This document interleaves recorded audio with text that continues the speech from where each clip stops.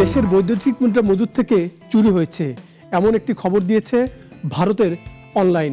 যদিও বাংলাদেশ ব্যাংক এই তথ্য অস্বীকার করেছে, তবে জনমনে প্রশ্ন আর অবিশ্বাস তৈরি হয়েছে। আমরা খবরটি সত্য নয় সেই প্রত্যাশা করি।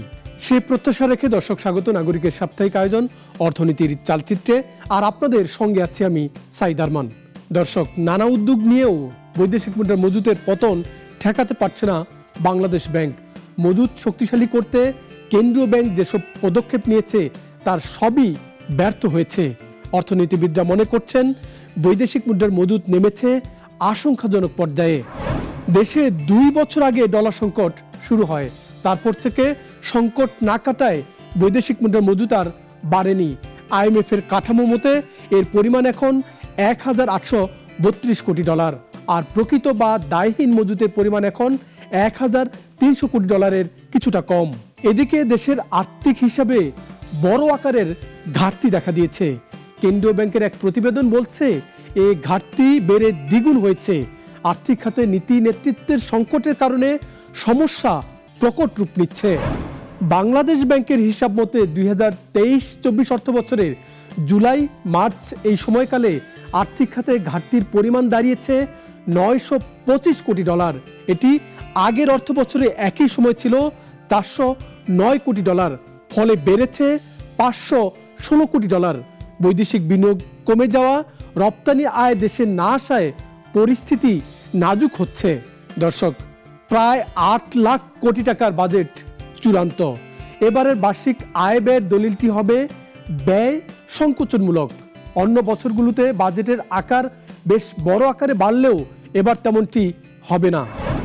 জানা গেছে বাজেটের মোট আকার 7,96,900 কোটি টাকা। চলতি অর্থ বছরে এর পরিমাণ ছিল 7,61,785 কোটি টাকা, ফলে ব্যয় বাড়ছে 35,115 কোটি টাকা। আকার 4.62% বাড়বে। বিগত বছরগুলোতে যা বেড়েছে 10%-এর উপরে। এদিকে নতুন বাজেটে শর্ত সাপেক্ষে এবার কর্পোরেট কর কমতে পারে।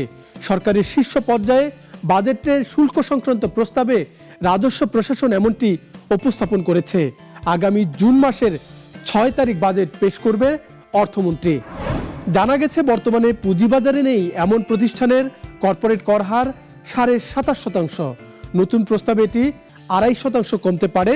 ফলে 2024-25 অর্থ বছরে এই কর্পোরেট কর হার দাঁড়াবে 25%। তবে পুঁজিবাজারে আছে এমন প্রতিষ্ঠানের কর্পোরেট কর একই পরিমাণ থাকতে পারে। দেশে মূল্যস্ফীতির চাপ রয়েছে, অর্থমন্ত্রীকে গুরুত্ব দিতে হবে মানুষের স্বস্তির বিষয়টি। একই সঙ্গে রাজস্ব প্রশাসন থেকে আদায় বাড়াতে নিতে হবে পদক্ষেপ, তবে সেটি যারা কর দেন তাদের চাপ দিয়ে নয়, নতুনদেরকে করের আওতায় আনতে হবে। জীবনের প্রথম বাজেট দিয়ে অর্থমন্ত্রী একুল ওকুল কতটা রক্ষা করতে পারেন সেটি দেখার বিষয়। আজ এখানেই শেষ করছি, দেখা হবে পরের পর্বে। চোখ রাখুন নাগরিক ইউটিউব ও ফেসবুক পেজে।